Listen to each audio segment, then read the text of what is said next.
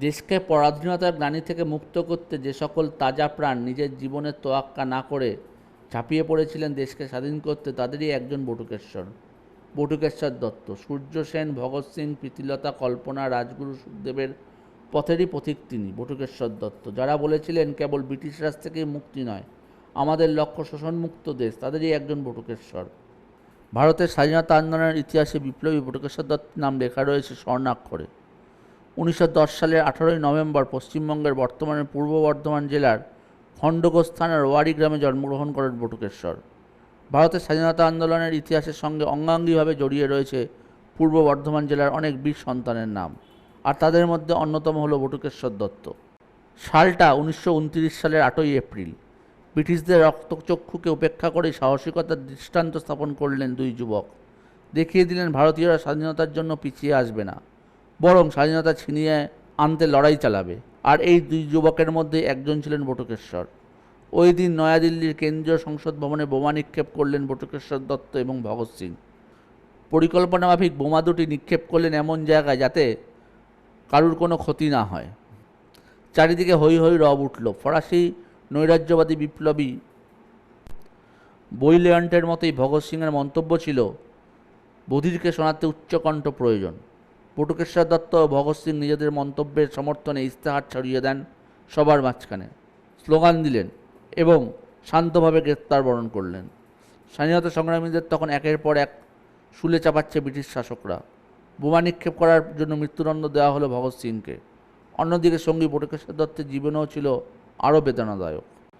8ই April দিল্লির কেন্দ্রীয় আইনসভায় যখন দুটি জনবিরোধী বিল আইন পরিণত হতে চলেছে, ঠিক সেই সময় সবার মধ্যে উড়ে আসে তাজা বোমা। মুহূর্তে বাকরুদ্ধ হয়ে যায় সবাই। বারুদের গন্ধে ঢেকে যায় চারপাশ। ধোঁয়ায় ভরা আইনসভায় স্বাধীনতার আওয়াজ তোলেন দুই তরুণ দীপ্ত কণ্ঠ। ভারত জুড়ে তখন সাম্যবাদী আন্দোলনের জোয়ার। মানুষকে পরাধীন বানিয়ে রাখতে পুরনো অস্ত্রে শান দিচ্ছে ব্রিটিশ এবং ফরাসি কলোনিগুলো। ওই দিন বোমা নিক্ষেপ করেই পালিয়ে যেতে পারতেন দুই তরুণ। তারা তা করেননি, কারণ ব্রিটিশদের প্রতি একটা বোমার আঘাত নয়, তারা দেশবাসীকে আহ্বান করেছিলেন দীর্ঘ সাম্রাজ্যবাদের বিরুদ্ধে লড়াই করার জন্য।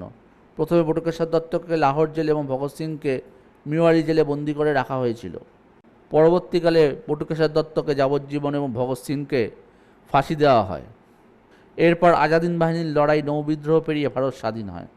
স্বাধীনতার পরবর্তী দিনগুলিতে চরম দারিদ্রতার সঙ্গে দিন কাটিয়েছে বটুকেশ্বর দত্ত। একটি সিগারেট কোম্পানির এজেন্ট হিসেবে কিছুদিন কাজ করেন, তারপর ট্যুরিস্ট গাইড হিসেবেও কাজ করেছেন তিনি। স্ত্রী অঞ্জলি একটি প্রাইভেট স্কুলে শিক্ষকতার সঙ্গে যুক্ত ছিলেন। সরকারি কোনো স্বীকৃত সহযোগিতা ছাড়াই স্বাধীন ভারতের দিন কেটে যায় বিপ্লবী বটুকেশ্বর দত্তর জীবনের শেষে এসে মেলেনি চিকিৎসার জন্য টাকা। তার প্রতি অবহেলার ছাপও ছিল পরতে পরতে, তবে অভিযোগ ছিল না কোনো।